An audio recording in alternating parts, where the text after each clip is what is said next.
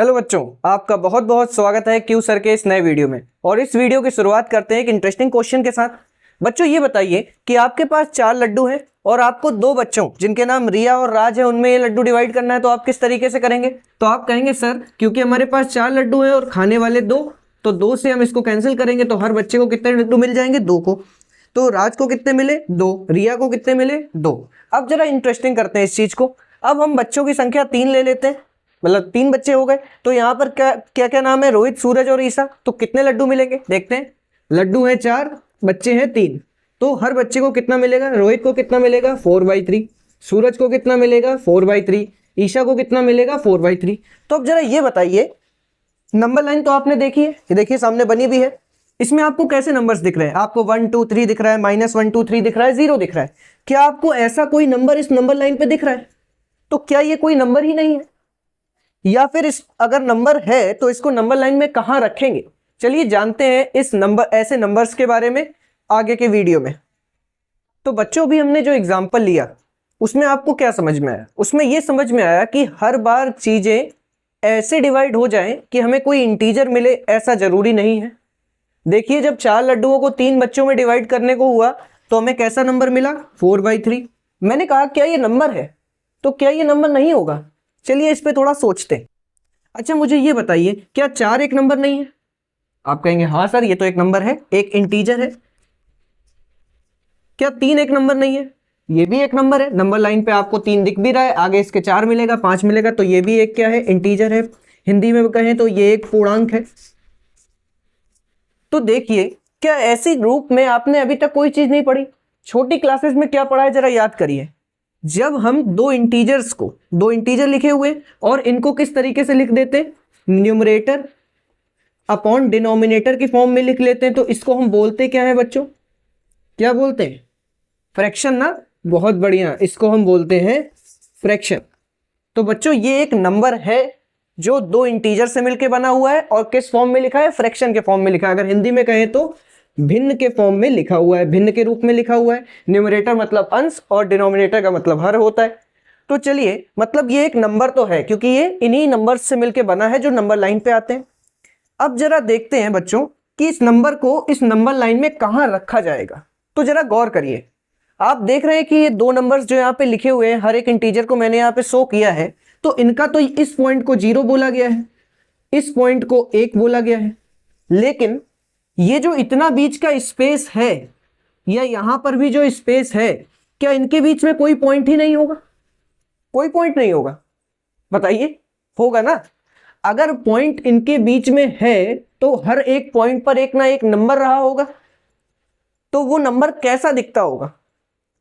तो बच्चों वो नंबर कुछ इस ही तरीके से दिखता है, मतलब न्यूमरेटर अपॉन डिनोमिनेटर की फॉर्म में दिखता है, फ्रैक्शन की फॉर्म में दिखता है। तो ऐसे नंबर्स को हम क्या बोलते हैं? रैशनल नंबर बोलते हैं। तो ऐसे नंबर्स को क्या बोलते हैं बच्चों?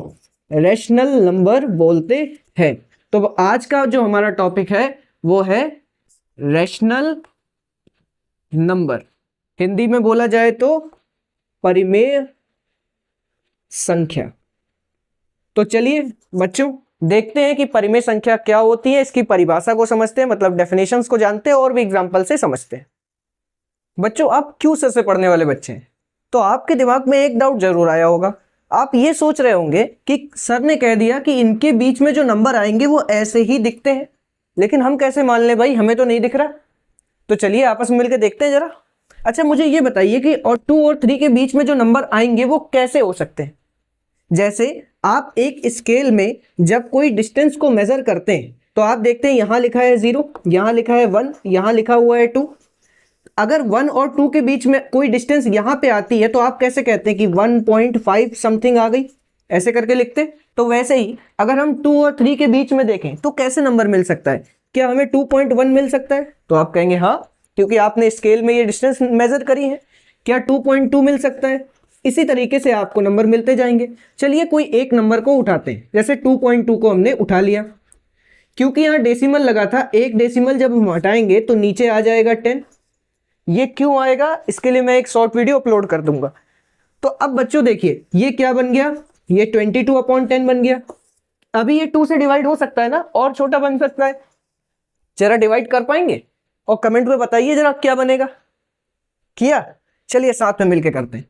तो बच्चों इसको जब हमने 2 से डिवाइड किया तो ऊपर बना 11, नीचे बना 5, तो ये क्या बन गया 11/5। तो देखिए बच्चों ये जो 11/5 बन के आया है ये कुछ 4/3 से मिलता जुलता नंबर नहीं है। तो अगर 2.1 को हम ले तो क्या ऐसा नंबर नहीं बनेगा? चलिए आप खुद से लीजिए, आप 2.4 को 3.1 को चेंज करिए तो आप पाएंगे कि हर बार आपको ऐसा ही नंबर मिल रहा है, कोई ऐसा नंबर मिल रहा है जो फ्रैक्शन में। ऐसे ही नंबर्स को क्या बोला जाता है बच्चों? रैशनल नंबर बोला जाता है। तो चलिए आगे देखते हैं रैशनल नंबर के बारे में। तो बच्चों हमने रैशनल नंबर के अभी तक जो 2 एग्जांपल लिए हैं, चलिए उन्हीं से शुरुआत करते हैं और डेफिनेशन तक पहुंचते हैं। अभी हमने देखा कि ये 4/3 ऐसे नंबर को भी हम रैशनल नंबर बोलेंगे और 11/5 को भी हम रैशनल नंबर बोलेंगे। तो रैशनल नंबर की डेफिनेशन क्या होगी पता लगाए? अच्छा बताइए 4 क्या है? तो आप कहेंगे सर 4 तो इंटीजर है। ऐसे ही 3 क्या है? तो बच्चों 3 भी इंटीजर है। ठीक, हमने एज्यूम कर लिया ये जो 4 है इसको हम p एज्यूम कर ले, ये जो 3 है इसको हम q एज्यूम कर ले। आप कुछ भी करिए, a/b कर लीजिए, कुछ भी c/d कर लीजिए, कुछ भी एज्यूम कर लिए। तो आप देखिए हम बोल सकते हैं कि रैशनल नंबर्स क्या होते हैं। तो रैशनल नंबर्स वो हैं ऐसे नंबर्स जिनको हम p/q के फॉर्म में लिख सकते हैं। देखिए यहां पे भी देखिए ये है p और ये क्या है q। तो ऐसे नंबर्स जिनको हम p/q के फॉर्म में लिख सकते हैं और जहां पर q जो है वो 0 नहीं होता। ऐसा क्यों होता है क्या आप सोच सकते हैं?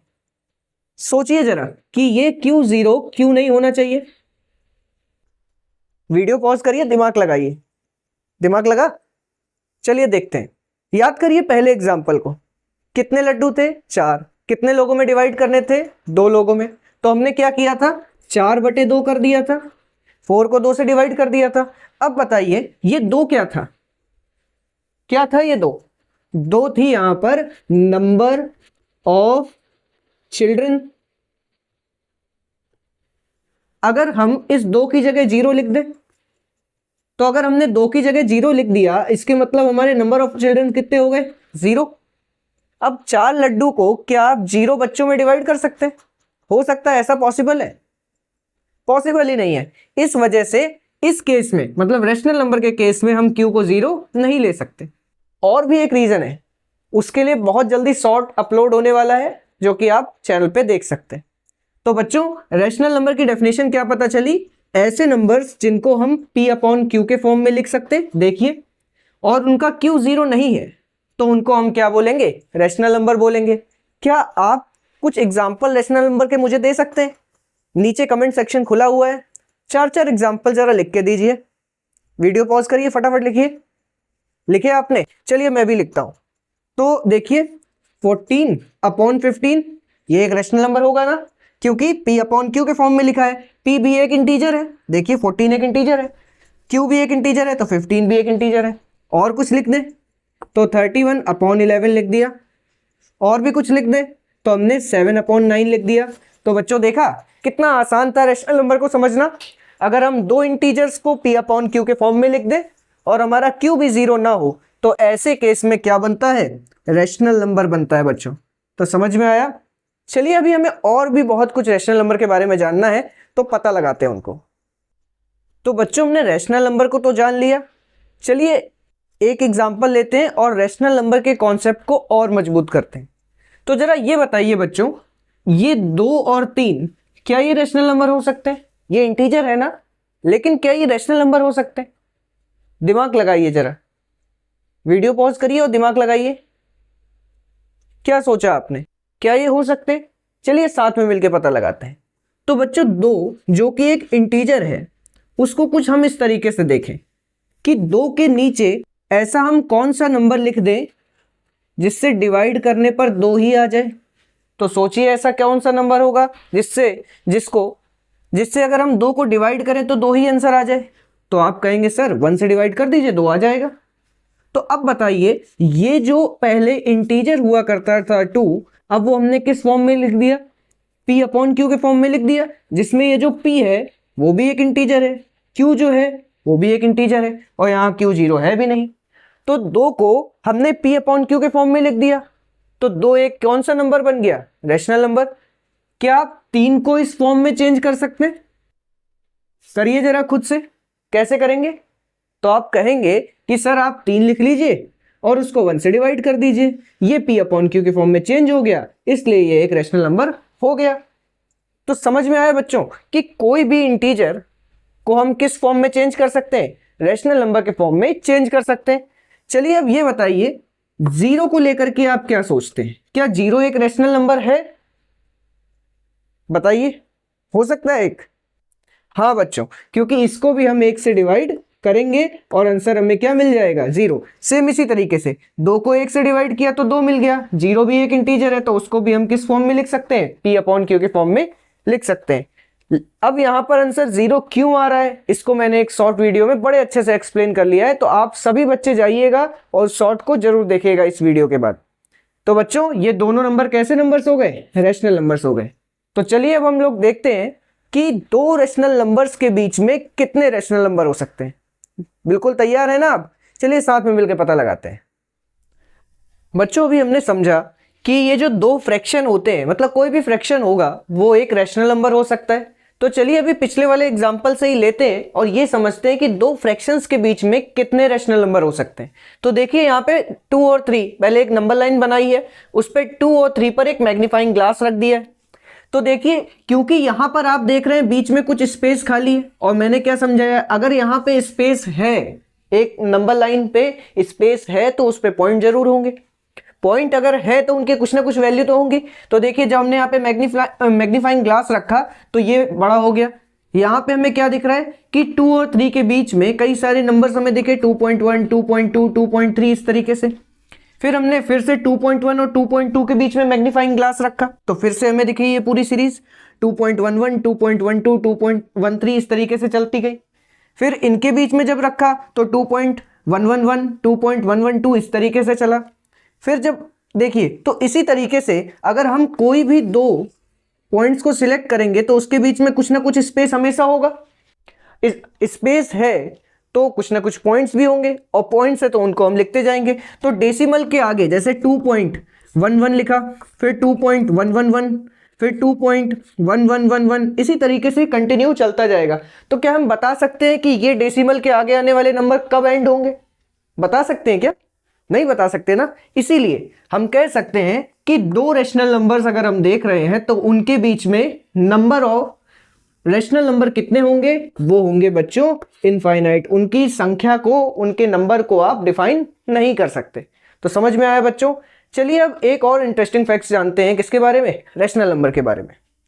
तो बच्चों अभी तक हमने रैशनल नंबर के बारे में काफी कुछ जान लिया है। तो चलिए अब पता लगाते हैं क्या ये नंबर्स भी रैशनल नंबर कहे जा सकते हैं या फिर नहीं। तो चलिए पता करते हैं। बच्चों जरा इसको देखिए, ये क्या लिखा हुआ है? इसमें आप बता सकते हैं कि ये जो साइन है ये किसका होता है? पता है आपको? वीडियो पॉज करिए, जरा कमेंट करिए फटाक से। किया? क्या कहते हैं इसको? स्क्वायर रूट कहते हैं। तो स्क्वायर रूट का मतलब क्या है बच्चों? स्क्वायर रूट का मतलब ये है कि जो नंबर यहां पे लिखा हुआ है, अगर उसका प्राइम फैक्टराइजेशन करते समय या फिर फैक्टराइजेशन करते समय हमें कोई नंबर रिपीट होता हुआ मिले, जैसे देखिए 16 का अगर हम प्राइम फैक्टराइजेशन करेंगे, 2 से जाएगा 8 आएगा, फिर 2 से 4, फिर 2 से 2, फिर 2 से 1। तो हम यहां लिख सकते हैं 2 इंटू 2 इंटू 2 इंटू 2। अब क्योंकि ये क्या है? स्क्वायर रूट है, तो हमें 2-2 के पेयर बना करके नंबर्स को बाहर निकालना पड़ेगा। जैसे यहाँ पे 2 का पेयर बना तो 2 बाहर आ गया, यहाँ पे 2 का पेयर बन गया तो ये वाला 2 भी बाहर आ गया। तो √16 का जो स्क्वायर रूट होगा वो बच्चों कितना आ जाएगा? 4 आ जाएगा। अच्छा यहाँ पे क्या लिखा हुआ है? ये साइन किसका है? किसका है ये साइन? क्यूब रूट का ना। तो क्यूब रूट में क्या होगा बच्चों? जब आप 27 का प्राइम फैक्टराइजेशन करोगे तो कितनी बार में जाएगा? 3 बार में। कितना? 3 से जाएगा, कितनी बार में जाएगा? 9 बार में। फिर 3 से जाएगा, कितनी बार में जाएगा? 3 बार में। फिर 3 से गया 1 बार में। तो जब हम इसको लिख रहे होंगे तो हमें कितने नंबर्स का पेयर बनाना होगा? स्क्वायर रूट 2-2 का पेयर, क्यूब रूट तो 3-3 का ना, 3-3 का पेयर बनाएंगे बच्चों। तो 3 इंटू 3 इंटू 3, तो यहाँ पे देखिए 3 का पेयर बन गया, तो आंसर कितना आ गया? 3। अब मुझे ये बताइए, क्या 4 एक रैशनल नंबर है? क्या 3 एक रैशनल नंबर है? तो ये 4 और 3 आया कहां से? यहीं से तो आया ना बच्चों। तो इसका मतलब ये नंबर्स भी क्या होंगे? ये दोनों नंबर्स भी रैशनल नंबर होंगे। तो चलिए आप क्या मुझे ये वाला क्वेश्चन और ये वाला क्वेश्चन सॉल्व करके दिखा सकते हैं? तो इन क्वेश्चन को सॉल्व करिए। चलिए अब हम लोग पता लगाते हैं कि अगर दो रैशनल नंबर हमें दिए गए हैं तो उनके बीच में हम और रैशनल नंबर कैसे फाइंड कर सकते हैं। कहता है ना कभी सवाल में कि दो रैशनल नंबर फाइंड करो, एक रैशनल नंबर फाइंड करो, 5 रैशनल नंबर फाइंड करो, तो कैसे करते हैं? चलिए आइए अब वो सीखते हैं। तो आइए बच्चों अब सीखते हैं कि दो नंबर्स के बीच में हम रैशनल नंबर को किस तरीके से एंटर कराते हैं। जैसे इस क्वेश्चन को देखिए, क्या कह रहा है? कह रहा है 7 और 9 के बीच में एक रैशनल नंबर को एंटर करो, कोई रैशनल नंबर इसके बीच में फाइंड कर लो। तो आप कहेंगे सर ये तो बड़ा आसान है, क्योंकि हम जब 7 और 9 लिखेंगे तो उसके बीच में हमें 8 मिल जाएगा, और 8 एक रैशनल नंबर है ना बच्चों, ये तो हमने जान लिया है। कैसे है? क्योंकि 8 को हम 8/1 लिख सकते हैं, 8/1 से लिख सकते हैं, ये P/Q के फॉर्म में लिख गया, और Q भी 0 नहीं है इसमें। चलिए ये तो बड़ा आसान था। ऐसे में आपसे कह दूं 10 और 12 के बीच में बताइए, तो आप कह देंगे 11 होगा सर, बड़े आसानी से बता देंगे। लेकिन दिक्कत कहां पे आती है अब ये देखिए, नेक्स्ट क्वेश्चन में कह रहा है यहां भी आपको एक रैशनल नंबर एंटर कराना है। किसके बीच में? 1 और 2 के बीच में। अरे ये क्या हो गया? यहां तो ये हो गया कि भाई 7 और 9 के बीच में हमें 8 दिख रहा था, लिख दिया। अब 1 और 2 के बीच में तो कुछ है ही नहीं, तो क्या भरेंगे? चलिए देखते हैं कैसे निकलता है। तो बच्चों आपने छोटी क्लास में दो नंबर्स का एवरेज निकालना सीखा होगा, तो चलिए देखते हैं, एवरेज की मदद से सीखते हैं इस कॉन्सेप्ट को। तो बच्चों अगर हमसे कह दिया जाए कि 10 और 20 के बीच का नंबर फाइंड करो तो कैसे होगा, तो हमें इसके लिए 10 और 20 का हम एवरेज निकाल दें। 20 और 10 को हम आपस में जोड़ दें, और ये दो नंबर से इसलिए 2 से डिवाइड कर देते हैं। तो जब जोड़ा तो आया 30, 2 से डिवाइड कर दिया तो कितना आ गया? 15 आ गया। तो इनके बीच का वो नंबर क्या हो जाएगा? 15 हो जाएगा। तो हमें भी तो यही करना है कि 1 और 2 के बीच में कोई एक रैशनल नंबर बता देना है। तो क्या हम इस मेथड को यहां अप्लाई कर सकते हैं? तो बिल्कुल सही समझा बच्चों आपने, सेम यही मेथड यहां भी अप्लाई हो जाता है। यहां पर हमने इसको एवरेज के नाम से पढ़ा, लेकिन एवरेज जो है ना वो ब्रॉड सेंस में यूज होने वाला शब्द है। इसके लिए मैथमेटिकल टर्म में जो एग्जैक्ट वैल्यू, जो हमें बीच की एग्जैक्ट वैल्यू देता है, उसको कहते हैं मीन। इसीलिए बच्चों इस मेथड का नाम है मीन मेथड। क्या करना है? जो हमें दो नंबर्स दिए गए हैं उन दो नंबर्स को पहले जोड़ दीजिए। पहले वाले नंबर को A एज्यूम कर लिया, दूसरे वाले को B एज्यूम कर लिया। कुछ भी रटना नहीं है बच्चों, बिल्कुल सिंपल। जैसे हमने यहां पे एवरेज निकाला, एवरेज को मैथमेटिकल भाषा में हम मीन बोल देते हैं। एवरेज को मैथमेटिकल भाषा में हम मीन बोल देते हैं। ये ब्रॉड सेंस रखता है और ये नैरो सेंस रखता है। ये कैसे? जब हम लोग मीन मीडियन मोड को पढ़ेंगे ना, तब इस पॉइंट को एक बार और डिस्कस कर लेंगे।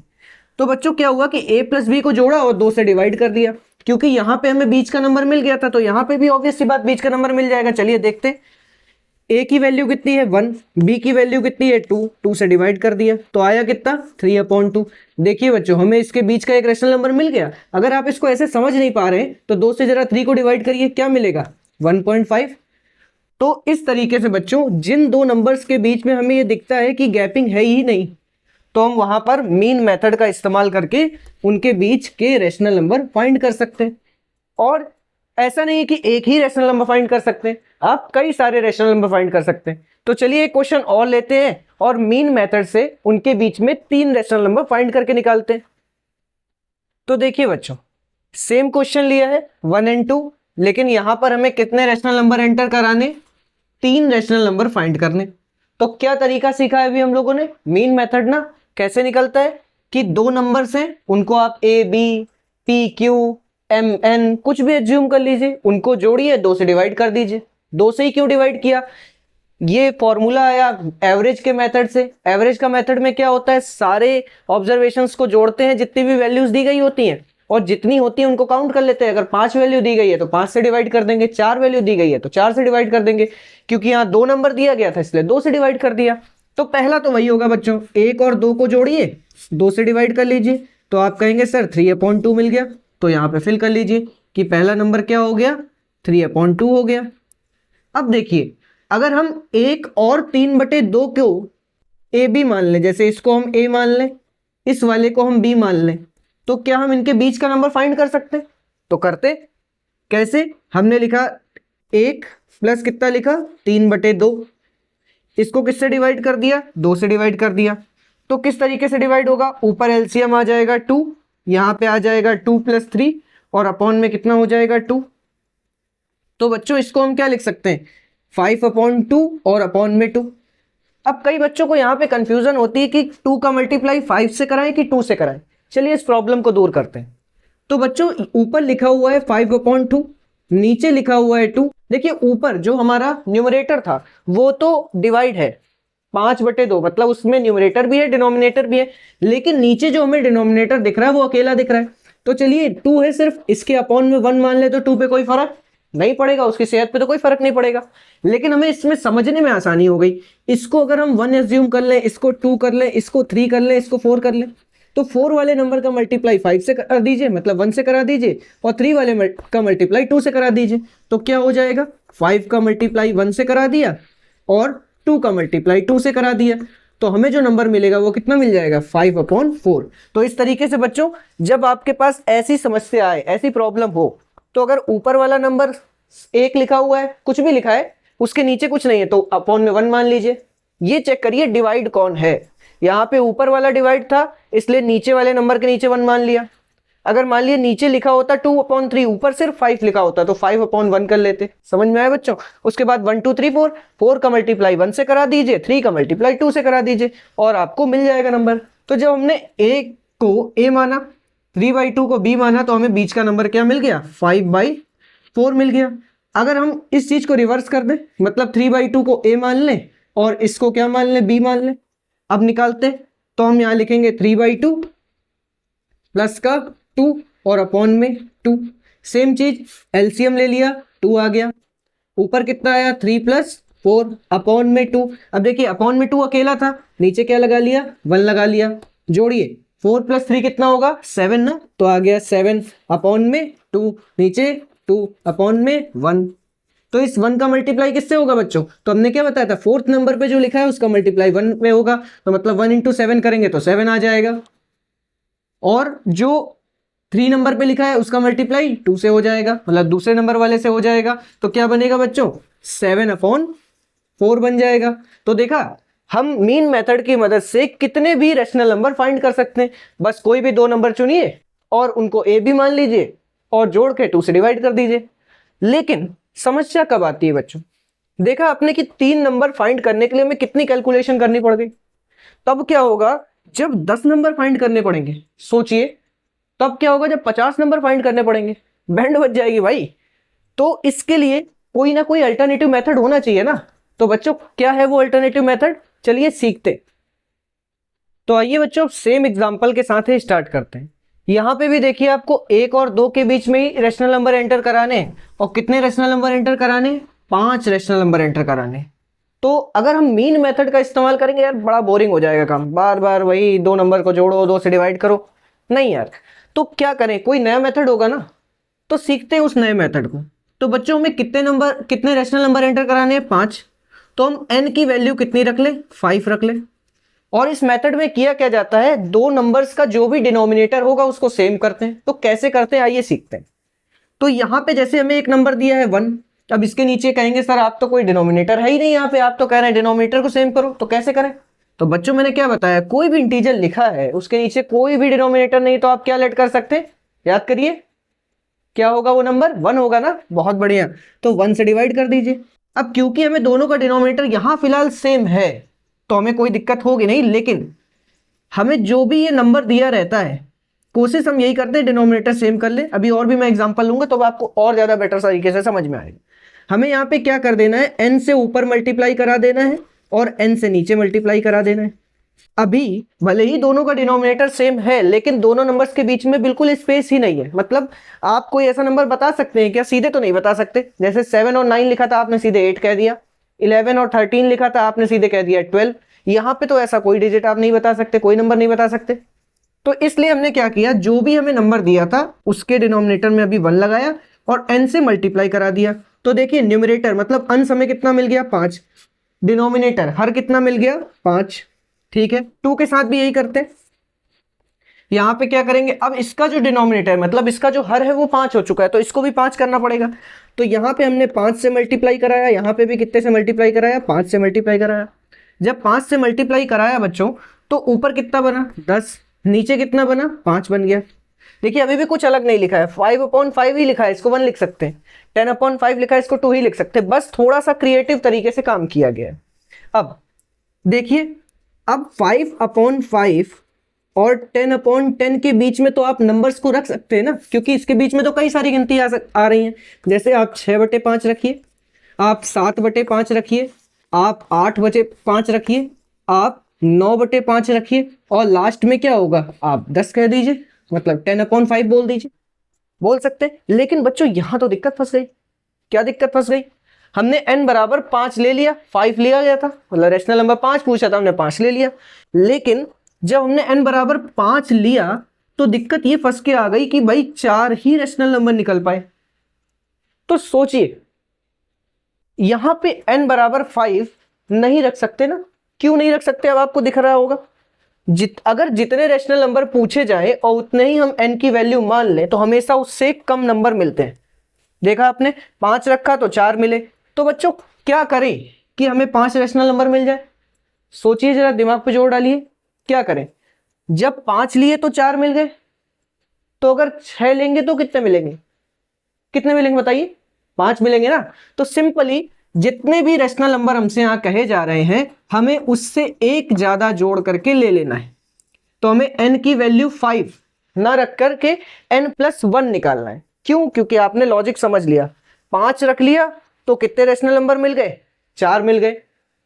तो हमने यहां पे रखा 5+1 कर लिया बच्चों, तो कितना मिला? 6। अब आपको यहां पर 5 नहीं रखना है, 5 से मल्टीप्लाई नहीं कराना है। ये तरीका गलत हो गया। क्यों गलत हो गया? क्योंकि यहां पर हमें उतने रेशनल नंबर नहीं मिल पाए जितने हम चाहते थे। तो चलिए आप जरा 6 लेते, तो 1/1 मान लिया, 6 से मल्टीप्लाई कराया, तो यहां बना बच्चों 6/6। इसी तरीके से 2/1 था, ऊपर नीचे न्यूमरेटर डिनोमिनेटर में। अब ये जो ऊपर नीचे से क्यों मल्टीप्लाई करा रहे हैं, इसको भी समझते हैं। हर चीज का क्यों समझेंगे बच्चों, कुछ भी रटना नहीं है। ऊपर भी 6 है, नीचे भी 6 है, दोनों जगह 6 से मल्टीप्लाई कराया है। इस 6 से ये 6 को हम कैंसिल कर सकते, तो क्या बनेगा? 1/1, और 1/1 ही तो लिखा हुआ है। तो मतलब हम जो भी काम करें न्यूमरेटर और डिनोमिनेटर में, अगर हमने सेम किया है, सेम चीज से मल्टीप्लाई या डिवाइड किया है, तो उस ओरिजिनल नंबर पे कोई फर्क नहीं पड़ता है। इसीलिए हम ऐसा कर रहे हैं बच्चों। ऊपर बना 12, नीचे बन गया 6। अब देखिए, इसके बीच के स्पेस को भरने की कोशिश करते हैं। लिखा है 6/6 और लिखा है 12/6, इनके बीच में नंबर्स को डालते हैं। तो हमने यहाँ पे डाला तो 6 मतलब 7/6 आ गया, 8/6 आ गया, 9/6 आ गया, 10/6 आ गया, 11/6 आ गया। जरा गिनिए अब, 1 2 3 4 5। तो समझ में आया बच्चों? हमसे जितने भी रेशनल नंबर कहे जाएंगे हम उसमें एक जोड़ देंगे, और उतने से ही हम न्यूमरेटर और डिनोमिनेटर में मल्टीप्लाई करा देंगे। उसके बाद हम बहुत आराम से उतने मतलब 5 रेशनल नंबर बड़ी आसानी से लिख लेंगे। लेकिन अब जरा दिमाग लगाइए, कुछ भी रटना नहीं है, समझना है चीजों को। अगर हम n+1 ना करते और n+2 कर देते तो क्या हमें 5 रेशनल नंबर नहीं मिलते? क्या हम n+3 कर लेते तो हमें नहीं मिलते? अगर हम n+2 करते तो कितना आता बच्चों? यहाँ पे 7 आता, तो हमें कितने रेशनल नंबर मिल जाते? 6 मिल जाते। n+3 करते तो कितना आता? यहाँ पे 8 आता, हमें 7 रेशनल नंबर मिल जाते। तो 1 ही क्यों किया बच्चों? 1 हमने इसलिए जोड़ा क्योंकि हम 2 जोड़े, 3 जोड़े, 10 जोड़े, कुछ भी जोड़े, बीच में रेशनल नंबर तो हमें मिल ही जाएंगे। लेकिन हमें क्योंकि प्रिसाइज आंसर निकालना था, प्रिसाइज आंसर तो मेरा मतलब क्या है, 5 पूछी गई थी, 5 ही एग्जैक्ट निकालनी है, इस वजह से हमने n+1 लिया। ठीक है, आप लेने को कुछ भी ले सकते, लेकिन जितनी पूछी गई है उतनी ही निकल के आए सवाल में, इसलिए हम 1 ही जोड़ रहे हैं। आप 2 जोड़ेंगे तब भी 5 आ जाएंगी, 3 जोड़ेंगे तब भी 5 आ जाएगी, एन में कुछ भी जोड़े उससे कोई फर्क नहीं पड़ता। तो लॉजिक को समझा? चलिए अभी एक और एग्जांपल लेते हैं और इसी तरीके से उसको सॉल्व करते हैं। और इस मेथड का नाम क्या होगा? तो बच्चों हम कर क्या रहे हैं, इसमें डिनोमिनेटर को सेम कर रहे हैं ना, तो इस मेथड का नाम होगा डिनोमिनेटर इक्वल मेथड। समझ में आया बच्चों? तो आइए बच्चों दूसरा सवाल देखते हैं। पिछले सवाल में क्या था कि यहाँ पे 2 इंटीजर्स लिखे हुए थे और उसके बीच में हमें रेशनल नंबर एंटर कराना था। अपॉन में 1 मान लिया और सॉल्व किया सवाल को। अब इसमें भी देखिए क्या लिखा हुआ है, दोनों के डिनोमिनेटर बिल्कुल सेम है, तो हमें दिक्कत तो होगी नहीं, बिल्कुल भी दिक्कत नहीं होगी। बट एक चीज की प्रॉब्लम यहाँ पे फंस रही है। क्या प्रॉब्लम फंस रही है? कि 3 और 4 के बीच में कोई स्पेस ही नहीं है। अगर हमसे कहता कि एक नंबर है 3/5 और दूसरा नंबर है 11/5, तो बड़े आसानी से हम एंटर करा देते, 4/5, 5/5, 6/5, मतलब 4/5 इस तरीके से। लेकिन यहाँ पे तो बिल्कुल स्पेस है ही नहीं ना न्यूमरेटर के बीच में, तो कैसे करेंगे फिर अपना वही डिनोमिनेटर को सेम करने वाला मेथड। तो इसके लिए क्या करते हैं, तो बच्चों जो जितने रेशनल नंबर हमें एंटर कराने हैं उसमें एक जोड़ दीजिए। हमसे कह रहा है 4, इसी यही वैल्यू होती है इनकी, एक जोड़ लिया तो कितना आ गया 5। अब इस 5 का क्या करना है बच्चों, जो हमारा क्वेश्चन दिया गया है, क्वेश्चन में जो नंबर दिए गए हैं उसके न्यूमरेटर से और डिनोमिनेटर से सेम नंबर का मल्टीप्लाई करा देते हैं, जो यहाँ पे निकल के आया है। तो कराया, ऊपर कितना आया 15, नीचे कितना आया 25। यही काम इस वाले नंबर के साथ भी दोहराइए कि 4/5 लिखा हुआ था, 4/5 लिखा हुआ था, तो ऊपर भी 5 का मल्टीप्लाई कराया, नीचे भी 5 का मल्टीप्लाई कराया, तो ऊपर बन गया बच्चों 20 और नीचे कितना बन गया 25। तो देखिए यहाँ पे बेस सेम हो गया और न्यूमरेटर के बीच में डिफरेंस भी बन गया। बेस तो बच्चों यहाँ पे भी सेम था लेकिन न्यूमरेटर के बीच में डिफरेंस ही नहीं था। तो हम कैसे और नंबर फाइंड करते हैं, लेकिन अब हमारे लिए काम इजी हो गया। तो चलिए इन दो नंबर्स के बीच में क्या हम 4 रेशनल नंबर कर सकते हैं, एंटर कर सकते हैं ना। तो लिखते हैं, यहां हमने लिख दिया 15/25 और यहां लिख लिया हमने 20/25 और इसके बीच में 4 नंबर एंटर कराते हैं। तो क्या बनेगा अगला, बोलिए 16/25, उसके बाद हाँ 17/25, फिर क्या बनेगा 18/25 और फिर क्या बनेगा 19/25। तो इस तरीके से बच्चों ये जो डिनोमिनेटर सेम वाला मेथड है ये हमें कब यूज करना है, एक समझिए जरा। बेस सेम होगा, न्यूमरेटर के बीच में बिल्कुल भी डिफरेंस नहीं होगा। तो क्या करेंगे, जितने रेशनल नंबर पूछे जाएंगे उसमें एक जोड़ देंगे, जितनी वैल्यू आएगी उसको न्यूमरेटर और डिनोमिनेटर से मल्टीप्लाई कराएंगे, हमें एक रेशनल नंबर, 2 रेशनल नंबर मिल जाएंगे, क्योंकि 2 नंबर यहां दिए थे तो उनकी रिस्पेक्ट में 2 अलग अलग नए रेशनल नंबर मिल जाएंगे और फिर उनके बीच में हम आराम से रेशनल नंबर्स को एंटर करा सकते हैं। समझ में आ गया बच्चों? तो अब देखते हैं एक नई प्रॉब्लम हमारे सामने आई। क्या हो, अभी तक हम देख रहे हैं 2 सवाल लिए और दोनों सवाल में डिनोमिनेटर यानी जो बेस था, जो हर था वो सेम था। लेकिन अगर कोई सवाल ऐसा हो, कैसे, जैसे हमसे कह दे 3/5, दूसरा नंबर हमसे कह दे 4 या फिर कुछ भी ले लेते हैं, जैसे 4/6 बोल दिया, तो बच्चों इन दो नंबर्स, इनके तो डिनोमिनेटर सेम है नहीं ना, तो क्या हम इसमें ये मेथड लगा सकते हैं या कोई और तरीका है? तो चलिए समझते हैं इस मेथड को। तो आइए बच्चों नए सवाल से सीखते हैं। यहां पे क्या कह रहा है कि आपको 4 रेशनल नंबर एंटर कराने, लेकिन अब जरा दिए गए नंबर्स को गौर से देखिए, क्या इनके डिनोमिनेटर सेम है? तो आप कहेंगे नहीं सर। तो अगर डिनोमिनेटर सेम नहीं है तो डिनोमिनेटर सेम करना पड़ेगा। तो क्या यहां पर हम वो वाला लॉजिक लगा सकते हैं? चलिए पहले ट्राई करते हैं। हमने क्या सीखा था कि जितने रेशनल नंबर दिए रहते हैं उसमें से एक जोड़ देते हैं, तो हमें यहां पे मिल जाएगा 5। जब हमें 5 मिला तो हमने क्या किया, जो नंबर दिया गया था उसमें ऊपर भी 5 का मल्टीप्लाई कराया, नीचे भी 5 का मल्टीप्लाई कराया, तो कितना आया बच्चों, ऊपर आया 15, नीचे आया 20। दूसरे नंबर के साथ यही किया, 7/6 किया, ऊपर भी 5 का मल्टीप्लाई कराया और नीचे भी 5 का मल्टीप्लाई कराया, तो कितना आया बच्चों, यहां पे आया 35/30। क्या डिनोमिनेटर सेम हुआ? तो आप कहेंगे नहीं हुआ सर। अगर बच्चों डिनोमिनेटर सेम नहीं हुआ तो आप किस बेसिस पे नंबर को रखेंगे? कंफ्यूज हो जाएंगे ना। आप कर सकते हैं अभी भी सवाल को, लेकिन मीन मेथड के थ्रू, जो कि बहुत लंबा है और बोरिंग भी है। जब 1-2 नंबर पता लगाने तो कोई दिक्कत नहीं, जब हमें ज्यादा नंबर पता लगाने या तो हम बेस सेम मतलब डिनोमिनेटर सेम वाला मेथड लगा दें, लेकिन वो भी मेथड यहां आकर के फेल हो रहा है। तो कैसे करेंगे, चलिए समझते हैं। सबसे पहले इस मेथड को हम नाम दे सकते हैं एलसीएम वाला मेथड। क्या बोल सकते हैं, एलसीएम वाला मेथड। ऐसे ही कॉमन सेंस ऐसे नाम दे दिया मैंने।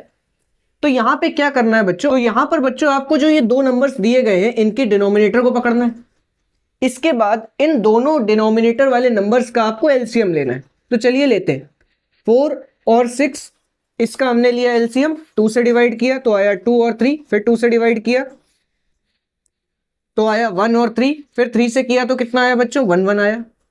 इसका एलसीएम कितना आएगा, तो 3 इंटू 2 6, 6 इंटू 2 12 आ जाएगा। तो अब हमें क्या करना है, इन दोनों नंबर्स को ले लेना है, 3/4 और क्या करना है 7/6। अब जो इनका एलसीएम आया है बेस में आप इनका एलसीएम ही बना लीजिए, क्योंकि ये जो 12 आया हुआ है इनका एलसीएम वो 4 से भी डिवाइड हो जाएगा और 6 से भी डिवाइड हो जाएगा। तो बताइए कि 4 को अगर हमें 12 बनाना है तो हमें ये पता होना चाहिए कि 4 से 12 कितनी बार में डिवाइड होगा। तो आप कहेंगे सर 3 बार में डिवाइड होगा, तो जितनी बार में डिवाइड होगा उससे मल्टीप्लाई करा दीजिए। 4 से 12 3 बार में डिवाइड हो जा रहा है, तो 3 से इधर भी मल्टीप्लाई, 3 से इधर भी मल्टीप्लाई। जब कराया तो ऊपर कितना बन गया 9, नीचे कितना बन गया 12। अच्छा बच्चों ये बताइए 6 से 12 कितनी बार में डिवाइड हो रहा है, कितनी बार में हो रहा है, तो आप कहेंगे सर 2 बार में हो रहा है। तो नीचे भी 2 से मल्टीप्लाई करा दीजिए, ऊपर भी 2 से मल्टीप्लाई करा दीजिए। तो यहाँ पे कितना बन गया 14 और अपॉन में कितना बन गया 12। अब देखिए बच्चों ये वही फॉर्म नहीं आ गई जैसे सवाल हमने इससे पहले सीखे, डिनोमिनेटर सेम है, न्यूमरेटर के बीच में बहुत ज्यादा स्पेस है, आप आराम से कोई भी 4 रैशनल नंबर भर सकते हैं, होंगे तो काफी लेकिन हमें 4 भरने, चलिए भरते। 9/12 तो इसके बीच में, और यहां पे लिख दिया 4/12, तो कितने आ जाएंगे बच्चों, जैसे हम लिख सकते हैं 10/12, उसके बाद लिख सकते हैं 11/12, फिर लिख सकते हैं 12/12, फिर लिख सकते हैं 13/12। समझ में आया बच्चों। तो इस तरीके से देखिए हमने 4 रैशनल नंबर भर लिए। इस सवाल में यही हुआ कि हम बड़े आराम से 4 रैशनल नंबर भर पाए, लेकिन और जो सवाल आते हैं ना उसमें होता है कि कभी कभी 20 रैशनल नंबर निकल आते हैं, लेकिन हमें चाहिए 4 ही 5 होते हैं। कोई प्रॉब्लम नहीं, हमें जितने चाहिए हम वो लिख देंगे। समझ में आया बच्चों। तो हमने रैशनल नंबर निकालने के 3 मेथड को समझा। पहला मेथड कौन सा था बच्चों, तो पहला मेथड जो समझा वो था मीन मेथड। उसमें क्या करते थे, दोनों नंबर्स को जोड़ते थे, 2 से डिवाइड करते जाते थे और रैशनल नंबर पता लगाते जाते थे। दूसरा नंबर क्या था, जिसमें दूसरा तरीका क्या था, दूसरा तरीका था डिनोमिनेटर को सेम करने वाला, वो सीखा। फिर अब हमने एलसीएम वाला मेथड सीखा। एलसीएम वाला कब लगता है, जब बेस सेम नहीं होता, जब डिनोमिनेटर सेम नहीं होता तो डिनोमिनेटर्स का हम एलसीएम निकालते हैं, फिर वही एलसीएम हम बेस में मतलब डिनोमिनेटर में बनाने की कोशिश करते हैं। जैसे यहाँ पे 12 बनाने के लिए 3 का मल्टीप्लाई करना था तो ऊपर भी 3 का कराया, यहाँ पे 12 बनाने के लिए 2 का मल्टीप्लाई करना था, ऊपर भी 2 का मल्टीप्लाई कराया। उसके बाद हमने आराम से बड़ी इजीली उन 4 रैशनल नंबर को इनके बीच में फिल कर दिया। तो समझ में आया बच्चों। तो चलिए अब जर्नी को आगे लेके चलते हैं और रैशनल नंबर के बारे में एक और चीज जानते हैं। बच्चों हमने 2 नंबर्स के बीच में कई सारे रैशनल नंबर कैसे रखे जाएं, कैसे निकाले जाएं, ये हमने देख लिया। हमने इसके लिए 3 मेथड पढ़े। पहला मेथड कौन सा था, मेरे साथ रिपीट करिए। पहला मेथड था बच्चों मीन मेथड। दूसरा कौन था, जिसमें डिनोमिनेटर सेम करना होता था। और तीसरा मेथड क्या था बच्चों, एलसीएम लेने वाला मेथड। तो चलिए अब एक नई चीज सीखते हैं। ये नई चीज है क्या, ये नई चीज ये है कि जब हमें कोई रैशनल नंबर दिया होगा तो हमें ये इसको जब नंबर लाइन पे रिप्रेजेंट करेंगे तो हमें ये समझना है क्या ये सारे रैशनल नंबर जो हैं ये सब एक ना एक यूनिक पॉइंट पे आएंगे कि नहीं आएंगे। चलिए इसका पता लगाते हैं। तो बच्चों देखिए आपके सामने कई सारे रैशनल नंबर लिखे हुए और सबकी पी और क्यू की वैल्यू अलग अलग है, ठीक है। इस रैशनल नंबर को जो कि 3/2 है, क्या हम इसको और सिंप्लीफाई कर सकते हैं? तो आप कहेंगे नहीं सर। क्या इसको कर सकते हैं बच्चों? करिए। तो यहां पे आंसर कितना आ जाएगा, 3/2 आ जाएगा बच्चों। इसको सिंप्लीफाई करिए, ये दोनों 5 की टेबल में आते हैं। ये कितनी बार में, 3 बार में और ये 2 बार में। ये दोनों 6 के टेबल में आते हैं, ये 3 बार में और ये 2 बार में। तो एक चीज पे गौर किया बच्चों, भले ही यहां पर देखने में तो ये सारे P/Q फॉर्म जो थे वो सब अलग अलग थे, किसी के लिए P की वैल्यू कुछ और थी, किसी के लिए कुछ और, बट जब हमने सबको सिंपलेस्ट फॉर्म में चेंज किया तो हमें दिख रहा है कि सारे P/Q फॉर्म जो है वो 3/2 3/2 3/2 ही बना रहे। तो इसका मतलब हमें यह समझ में आया कि हर एक P/Q फॉर्म में दिया हुआ रैशनल नंबर जरूरी नहीं है कि वो कोई यूनिक पोजीशन या यूनिक पॉइंट शो कर रहा हो, किस पे, नंबर लाइन पे। जैसे ये देखिए ये P/Q फॉर्म दिया था, ये भी दिया था। अगर हम 3/2 को यहां पे शो कर देते, अब 3/2 कितना होता है बच्चों, 3/2 आप कहेंगे सर ये तो 1.5 होता है, तो कहां पे रख देंगे इसको, तो ये यहां पे आ जाएगा। आ जाएगा। तो बच्चों बताओ, इससे भी तो 1/5 ही आएगा, मतलब 1.5 आएगा, इससे भी तो 1.5 आएगा, इससे भी तो 1.5 आएगा। तो क्या हर रेशनल नंबर के लिए अलग अलग पॉइंट होंगे क्या? नहीं होंगे ना, एक ही पॉइंट पे कई सारे रेशनल नंबर हो सकते हैं। तो हम बच्चे इससे किस नतीजे पे पहुंचे? हम इस बात पे पहुंचे कि जब भी हमें कोई P/Q फॉर्म में दिया गया है चीज, मतलब रेशनल नंबर, तो हमें उसको सबसे पहले सिंपलेस्ट फॉर्म में चेंज कर लेना है। अब ये सिंपलेस्ट फॉर्म क्या होती है, जरा इसको पता लगाएं, बताते हैं बच्चों। सिंपलेस्ट फॉर्म वो होती है जब हम दोनों नंबर्स मतलब P और Q को प्राइम नंबर के फॉर्म में चेंज कर लेते हैं। किस नंबर के फॉर्म में बच्चों? को प्राइम नंबर्स के फॉर्म में। और ये को प्राइम नंबर्स क्या होते हैं, पता है आपको? वीडियो पॉज करिए, 1 मिनट सोचिए और कमेंट में जवाब लिखिए जरा। किया आपने? चलिए, जिन बच्चों को रिकॉल नहीं हो पा रहा है उनको याद दिलाते हैं। तो बच्चों, जैसे हमने कोई दो नंबर्स लिए, हमने यहाँ पे बच्चों ले लिया, एक तो 5 ले लिया और यहाँ पे 12 ले लिया। 5 के फैक्टर लिखिए बच्चों। 5 आप कहेंगे सर 5 1 से डिवाइड हो जाएगा और 5 से डिवाइड हो जाएगा। 12 के फैक्टर लिखिए। 12 के फैक्टर क्या होगा? 1 होगा, 2 होगा, 3, 4, 6 और 10। अब जरा कंपेयर कराइए दोनों के फैक्टर्स को, देखिए तो आप पाएंगे कि एक के अलावा और कोई भी कॉमन फैक्टर्स नहीं है। तो बच्चों, ऐसे ही नंबर को प्राइम नंबर होते। अगर दोनों नंबर्स के हमने फैक्टर्स लिखे, फैक्टर लिखने के बाद हमें ये दिखा कि इनमें 1 के अलावा और कोई कॉमन फैक्टर नहीं है, तो ऐसे नंबर्स के पेयर को हम क्या बोल देते हैं? को प्राइम नंबर बोल देते हैं। तो बच्चों, इससे हमें क्या पता चला कि जब भी हमें रैशनल नंबर को नंबर लाइन पे रिप्रेजेंट करना है तो हमें पहले उसको किस में बदलना होगा? सिंपलेस्ट फॉर्म में बदलना होगा। तभी हम उसके लिए रैशनल मतलब जो हमारी रियल नंबर लाइन है उसमें एक यूनिक पॉइंट डिफाइन कर सकते हैं। अदरवाइज आप देखेंगे कई सारे रैशनल नंबर लिखे हुए, देखने में भले ही अलग लग रहे हैं लेकिन सबके लिए एक ही पॉइंट है। तो समझ में आया बच्चों? अब ये देखिए, ऐसे जो अलग अलग एक ही जैसे ये मेन था, ये इन सब नंबर्स की मदर थी, इनसे ही ये सारे नंबर बने हुए हैं। तो ऐसी ये जो सीरीज हम बनाते जा रहे हैं, मतलब कई सारे रैशनल नंबर बन सकते हैं ना। जैसे सोचिए, क्या हम यहां पर 21/14 नहीं लिख सकते?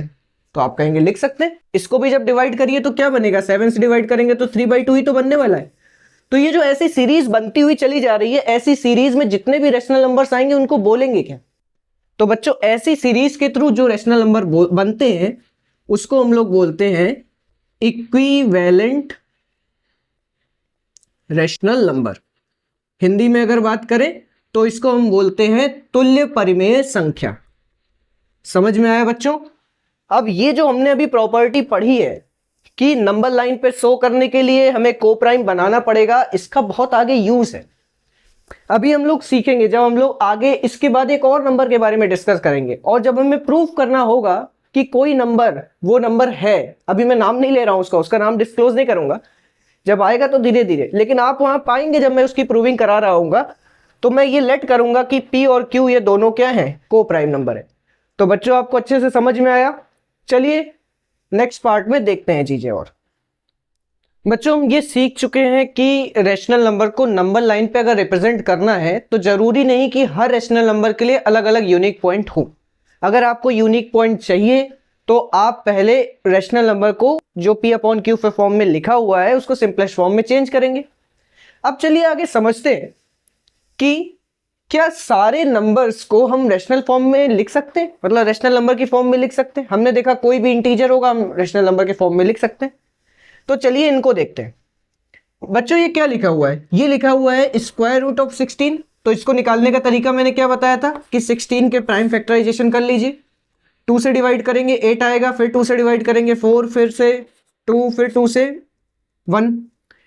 तो हमने क्या लिखा? स्क्वायर रूट लगाया और 2 इंटू 2 इंटू 2 इंटू 2, 4 बार 2 आ गया। मैंने क्या बताया था, जब स्क्वायर रूट आता है तो हमें दो दो करके पेयर बनाना होता है नंबर्स का। तो यहां पे देखिए 2 बार पेयर इसका बन गया, इस पेयर से एक बार बाहर आ गया 2, इस पेयर से एक बार और 2 बाहर आ गया, तो इसका आंसर कितना आ गया बच्चों? 4। 4 एक इंटीजर है, इसके नीचे हम 1 डिवाइड करेंगे, ये P/Q फॉर्म बन गई, ये एक रैशनल नंबर बन गया। लेकिन इसके बारे में आपका क्या ख्याल है? चेक करें, देखिए 18 का भी हमने प्राइम फैक्टराइजेशन कराया, 2 से डिवाइड किया बच्चों, कितना आया 9। अब ये 2 से डिवाइड होगा क्या, नहीं होगा। अब किससे जाएगा, 3 से, तो 3 से डिवाइड करेंगे तो बच्चों कितना आएगा 3, फिर 3 से करेंगे कितना आएगा 1। अब बच्चों जरा इसको इस तरीके से लिखिए जैसे ये लिखा हुआ है, स्क्वायर रूट लगाया, लिखा 2 × 3 × 3। अच्छा, स्क्वायर रूट का मतलब क्या होता है बच्चों, स्क्वायर रूट का मतलब है कि हमें 2 करके पेयर बनाने। तो यहां पर देखिए 2 का तो कोई पेयर बन ही नहीं रहा है, अगर 2 बार आया होता तो एक पेयर बन जाता, लेकिन आया नहीं। लेकिन 3 तो 2 बार आया है, 3 को बाहर कर लिया, तो बच्चों हमें कुछ इस तरीके से मिला 3√2। अब जरा सोचिए, यहां पे 4 था, ये एक इंटीजर था, लेकिन क्या ये एक इंटीजर है? आपने गिनती पढ़ी है, आपने पढ़ा है, तो क्या कभी आपने ऐसा कोई इंटीजर देखा है क्या बच्चों? अगर ये इंटीजर नहीं है तो अगर हम इसके नीचे 1 भी लगा देंगे तो बताइए क्या ये P/Q के फॉर्म में, तो चलो हमने लिख दिया, लेकिन कंडीशन क्या पड़ी थी कि P और Q दोनों को क्या होना चाहिए, इंटीजर। ये तो इंटीजर है नहीं भैया। तो इससे पता चला कि हर एक नंबर जो नंबर लाइन पे है, अगर हम एक बैग ले लें उसमें सारे नंबर्स को डालते जाएं, और हम जब हमने नेचुरल नंबर, होल नंबर, इन सबको डाला, रैशनल नंबर सबको डाल दिया, इसके बाद भी कुछ ऐसे नंबर छूट गए जिनको हम P/Q के फॉर्म में नहीं लिख पाए। तो ऐसे नंबर्स को क्या बोला गया, तो इसके बारे में नेक्स्ट वीडियो में हम डिस्कस करेंगे, और डिटेल से जैसे हमने रैशनल नंबर के बारे में जाना है वैसे ही हम इन नंबर्स के बारे में भी जानेंगे जिनको हम P/Q के फॉर्म में नहीं लिख सकते। तो बच्चों इसी तरीके से अपनी 9th क्लास की जर्नी को और चीजों को इंटरेस्टिंग तरीके से सीखने के लिए जुड़े रहिए क्यू सर के साथ। इस वीडियो को अपने और फ्रेंड्स के साथ भी शेयर कीजिए, इस चैनल को सब्सक्राइब कीजिए, इस वीडियो को लाइक कीजिए। तो मिलते हैं नेक्स्ट वीडियो में, तब तक के लिए गुड बाय।